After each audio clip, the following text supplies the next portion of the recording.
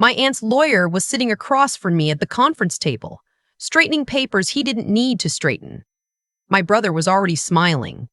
That smile told me everything. I recognized it the moment I walked into the room. The same smile he wore at our aunt's funeral 3 weeks earlier, standing a little too close to the casket, already calculating. My sister-in-law had her hand on his arm, her nails freshly done, a shade of red I'd never seen her wear before, celebratory red.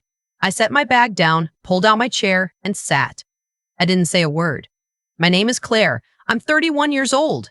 I'm a paralegal specialist at a federal regulatory office in Ottawa, and I have spent the last 8 years watching people try to steal from other people using paper and ink and the assumption that nobody else in the room knows how documents work.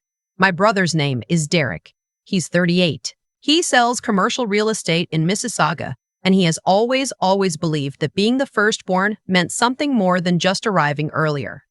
Our Aunt Ruth was my father's sister. She never married, never had children. She collected vintage clocks, grew heirloom tomatoes every summer in her backyard in Kingston, and left me her entire estate when she died. The house on Frontenac Street, a non-registered investment account worth roughly $340,000, and a small TFSA she'd been building since the accounts were introduced in 2009.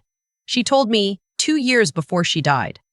We were sitting on her back porch, drinking her too strong Earl Grey, and she said, very plainly, Derek doesn't need it. You do. And more importantly, you'll protect it. She wasn't wrong on either count. Derek made 6 figures. He drove a BMW. He took his family to Cancun every March break and complained about the resort when he came back.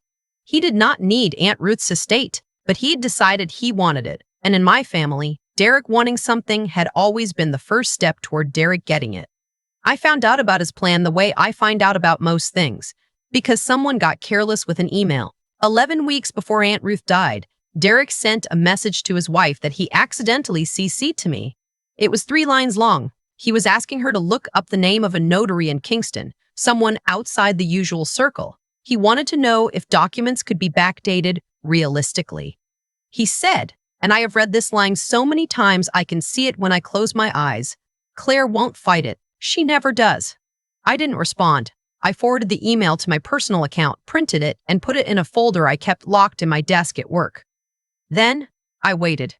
Aunt Ruth died on a Tuesday in early March. Hypothermia and cardiac arrest, alone in her house because the neighbor who usually checked on her had been away for the week. She was 74. She had been sharp and funny and sharp, and I drove to Kingston the next morning and sat in her kitchen for a long time before I could make myself touch anything. The funeral was the following Saturday. Derek delivered a eulogy that lasted 11 minutes and mentioned himself 7 times. His wife cried in a way that looked rehearsed. Afterward, at the reception, Derek pulled me aside near the coat rack and said, very quietly, we should talk about the estate. I said, we'll talk at the will reading. He nodded, and there was something behind his eyes, a flicker of something I couldn't quite name. Patience, maybe. The patience of someone who thinks they've already won. The will reading was scheduled for the 2nd Thursday of April at the offices of Aunt Ruth's lawyer, a man named Gerald Whitfield, whose firm had handled her affairs for nearly 20 years. I had spoken to Gerald twice in the weeks after Ruth's death, once to confirm the appointment and once to ask a question that I framed very carefully as routine administrative curiosity. Had any other parties been in contact with his office regarding the estate? Gerald had paused before answering. Then he said that someone had submitted what appeared to be a codicil, an amendment to the will, approximately 10 days after Ruth's death. He said it was under review. He said he couldn't discuss the specifics until the appointment. I thanked him and hung up the phone. Then I called the Ontario Superior Court of Justice, Estates Branch, and asked what I needed to know. Derek was sitting across from me now, in that conference room on Sparks Street, his lawyer beside him, a man I'd never met, younger than Gerald, wearing a suit that was slightly too large in the shoulders. My sister-in-law was in the chair next to Derek, her red nails folded in her lap. Gerald set his reading glasses on the table and opened the folder in front of him. He introduced himself for formality's sake, explained the purpose of the meeting, and then said that before he proceeded, he needed to acknowledge that a complicating document had been submitted. Derek's lawyer reached into his briefcase and placed a single sheet on the table. My client has submitted a codicil to the will, the lawyer said, dated November of last year. in which the deceased amended the primary bequest to divide the estate equally between her two surviving niece and nephew. Gerald looked at the document without touching it.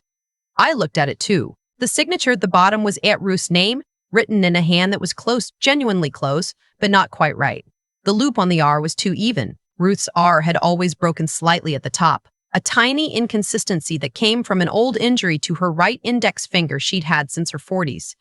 I see, I said. Derek looked at me.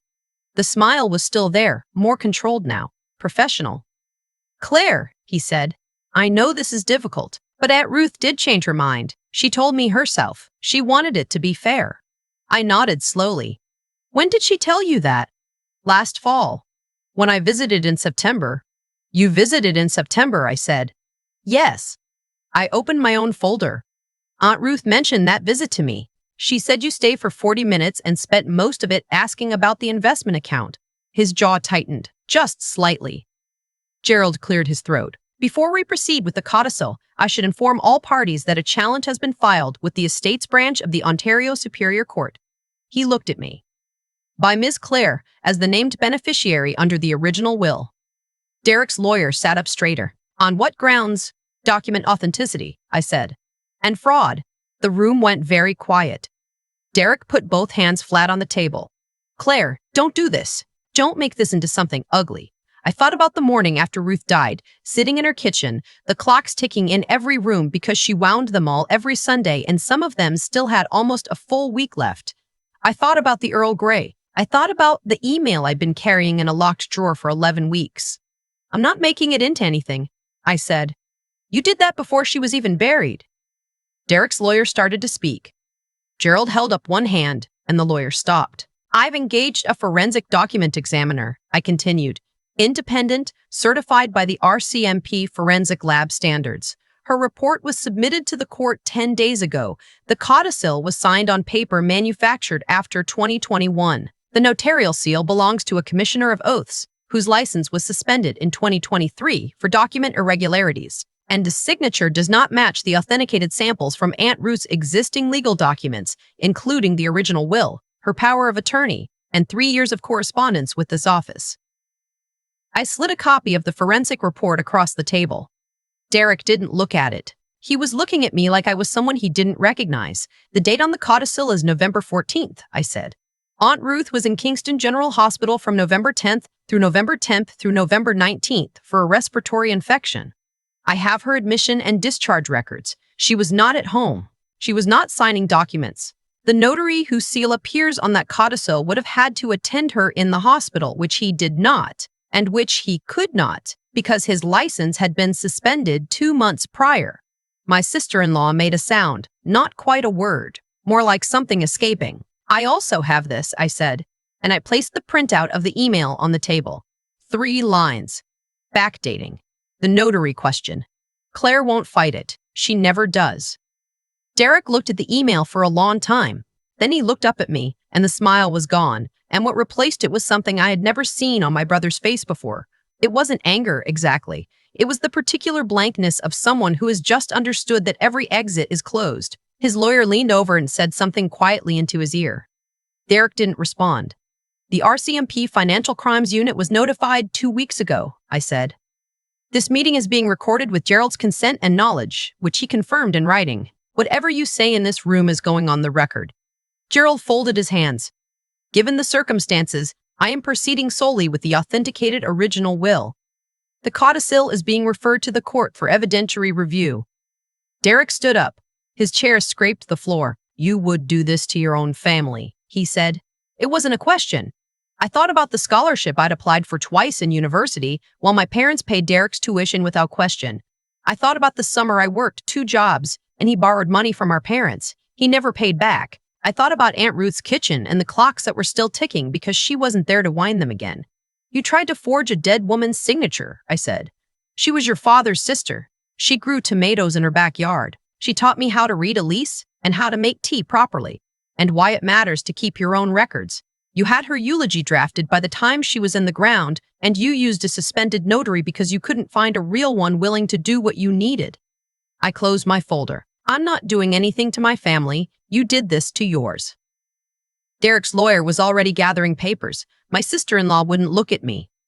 Derek stood there for another moment, and then he walked out, and the door closed behind him with a sound that was much quieter than I expected. Gerald poured 2 glasses of water, set one in front of me, and we spent the next 40 minutes completing the actual business of the estate. The house on Frontenac Street is mine now. I drove to Kingston on the first warm weekend in May, unlocked the front door, and stood in the hallway for a moment listening to the clock in the living room. She'd wound them before she went to the hospital, and someone, a neighbor I think, had kept some of them going. I wound the rest of them myself, one by one, until every room was ticking again. I stayed for 3 days. I went through her things carefully, packed what needed packing, called the estate sale company she'd recommended in a letter she'd left with Gerald for exactly this purpose. She had thought of everything. She always had. The RCMP investigation is ongoing. Derek's lawyer has advised him not to contact me, which he has mostly respected, except for one voicemail left at 2 a.m. 6 weeks after the will reading, which I saved and forwarded to the investigator without listening to more than the first 10 seconds. My sister-in-law sent a text saying she was sorry, that she hadn't known the full extent of what Derek was planning, that she hoped I could find it in my heart. I read it twice, and then I put my phone face down on the counter and made myself dinner. I don't know what I feel about my brother, exactly. I've thought about it a lot on the drive between Ottawa and Kingston, on the 4116 where it opens up and you can see a long way in every direction. I think what I feel is something close to grief, not for the brother I lost, but for the version of him that might have existed if wanting things had cost him something earlier in his life. It didn't, and here we are. The investment account cleared probate last month. I've kept some of it. I donated a portion to a housing charity in Kingston, something Ruth would have approved of, something practical and local and unglamorous. I set aside a sum that I'm using to complete my law degree part-time, which I started 3 years ago and put on hold for reasons that seemed important at the time and don't anymore. There is a clock on my desk at the office now, a small brass carriage clock that was Aunt Ruth's, that she kept on her nightstand for the last 30 years of her life. It runs about 2 minutes fast per week, and I set it back every Sunday morning, and I think about her while I do it. She told me once that the only documents that matter are the ones you can prove. She said it casually, the way she said most important things, over tea, without making it sound like advice. I wrote it down when I got home. I still have that note. It turns out she was right about most things. She was right about me too. There's something people don't tell you about being the quieter one in a family. The one who doesn't demand things, who figures out early that making a fuss costs more than it's worth. They think your silence is weakness. They mistake patience for passivity and careful preparation for having nothing to say. Derek made that mistake. He made it so completely, so confidently, that he walked into a lawyer's office on a Thursday afternoon carrying a forged document and a practiced smile, certain that he had already won. He hadn't. He'd just spent 11 weeks building a case against himself, while I spent those same 11 weeks making sure the record was complete. I think about cause and consequence a lot, the way actions don't disappear. They accumulate. Every shortcut Derek ever took, every time someone absorbed the cost of his choices so he didn't have to, every debt quietly forgiven, every line quietly moved, none of it disappeared. It just deferred. What he did to Aunt Ruth's memory, to her careful life and her carefully written wishes, was not the beginning of something. It was the end of a long chain of smaller things that nobody had ever made him answer for. I wasn't angry about the forged signature alone. I was angry about all the years that made it feel, to him, like a reasonable option. That's what I've had to sit with, not triumph. The clock on my desk ticks, and I think about Ruth, not about winning, but a kind of clarity about what it actually costs to let things slide. When we absorb consequences for other people, we don't protect them. We delay them, and we make them larger. The most honest thing I ever did for my brother was refuse to let this one go quietly. There's a version of this story where I don't print that email, where I think, it's family, it's complicated, maybe he won't go through with it. I know that version of myself. She worked 2 jobs in her second year of university while Derek's tuition appeared from nowhere without discussion. She took the smaller seat every time because it seemed easier. She was wrong about what easier costs over a long enough period. What I know now, and what I think Ruth knew when she left me those clocks and that house and that clearly worded will, is that integrity isn't something you perform in grand moments. It's built slowly, in the paperwork you keep properly, The records you maintain even when you don't think you'll need them, the promises you make to someone over too strong tea and actually intend to keep. Ruth kept her records. She documented everything. She taught me by example that the truth only protects you if you've been careful enough to preserve it. I wound her clocks on a Sunday in May, and I set the brass one on my desk, and I thought about what it means to build a life worth leaving to someone. Not the money. The standard. The expectation that the people who come after you will handle things with the same care you did. That's the inheritance that actually matters. Derek could never have forged it.